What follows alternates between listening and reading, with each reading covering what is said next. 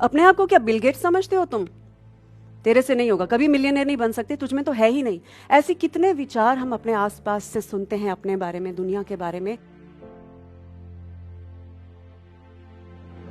ये जो फेयर्स है ना, ये कहीं बाहर से नहीं आए, स्पेस से नहीं आए। ये जो डर हैं, ये हमारे आसपास के एनवायरनमेंट से ही आए हैं। आसपास की जो बाहरी दुनिया है, वहां से ही ये फेयर्स हमारे अंदर आए हैं। कितनी बार हमने ऐसा सुना होगा कि ये तेरे बस का नहीं है, तू और एक्टर भूल जा। अपने आप को क्या बिल गेट्स समझते हो तुम? तेरे से नहीं होगा, कभी मिलियनेयर नहीं बन सकते, तुझमें तो है ही नहीं। ऐसे कितने विचार हम अपने आसपास से सुनते हैं अपने बारे में, दुनिया के बारे में। और कब ये सारी बातें हमारी सच्चाई बन जाती हैं, दुनिया की सच्चाई हमारे लिए बन जाती है, हमें इसका पता भी नहीं चलता। और हमें पता भी नहीं चलता कि हम ये भाषा कब बोलने लग जाते हैं, this is not my cup of T, ये मेरे बस का नहीं है, मैं कभी पब्लिक स्पीकिंग नहीं कर सकती, मैं अपनी बात कर रही हूँ, मैं कभी अच्छी इंग्लिश नहीं बोल सकती, ना लिख सकती हूँ। इस तरह के ये जो विचार हैं, ये हमारी आइडेंटिटी का, हमारी वजूद का हिस्सा बन जाते हैं। ये सारे फेयर्स हमारे इन नेगेटिव बिलीफ से आए।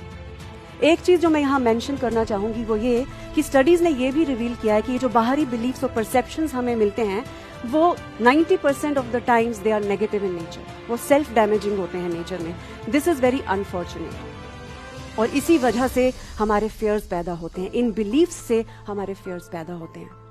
अगर ये लिमिटिंग नेगेटिव बिलीफ्स नहीं होते तो कोई फेयर्स नहीं होते। एक चीज जो मुझे समझ में आई वो ये कि जब हम अपने फेयर्स से गुजर जाते हैं, निकल जाते हैं, तो दूसरी ओर हमारे सारे सपने बाहें फैलाकर हमारा इंतजार कर रहे होते हैं। डर की जब आप आंखों में आंखें डालकर देखेंगे और उससे गुजरेंगे, तो दूसरी ओर आप अपने हर उस सपने को सच होता हुआ पाएंगे जो आज जिसका सच होना आपको नामुमकिन है। ट्रस्ट मी, यही है डर की दूसरी ओर। तो बस हमें इतना ही करना है, हमें जो डर से, हमारा फेयर से रिलेशन है ना, उसको बदलना है।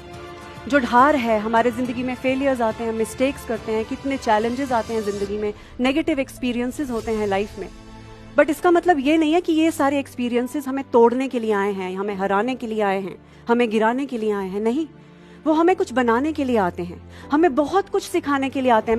मैंने फेलियर से बहुत कुछ सीखा है, ज्यादा सीखा है। तो फेलियर जो होता है ना, कोई भी फेलियर फाइनल नहीं होता।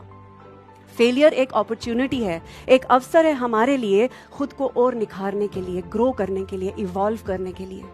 Failure is here to make us better versions of ourselves.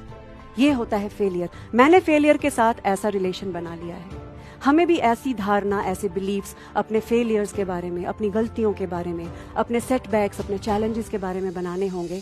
तब कोई भी डर आपको ना डरा पाएगा, ना कभी गिरा पाएगा। तो बस यही रिलेशन जो आपका डर के साथ है, इसको बदलना है। अंत में मैं बस इतना ही आपसे कहना चाहूंगी कि आप अपने अंदर एक ऐसा विश्वास जगा लीजिए, ऐसा बिलीफ जगा लीजिए कि मैं चाहे कितनी भी बार फेल क्यों ना हो जाऊं, कितनी भी बार मैं मिस्टेक्स, कितनी भी गलतियां क्यों ना कर लूं, जिंदगी में कितने भी फेलियर्स क्यों ना आ जाएं, डिसअपॉइंटमेंट्स क्यों ना आ जाएं, चैलेंजेस क्यों ना आ जाएं, लेकिन I will be okay. Trust me, you will be okay.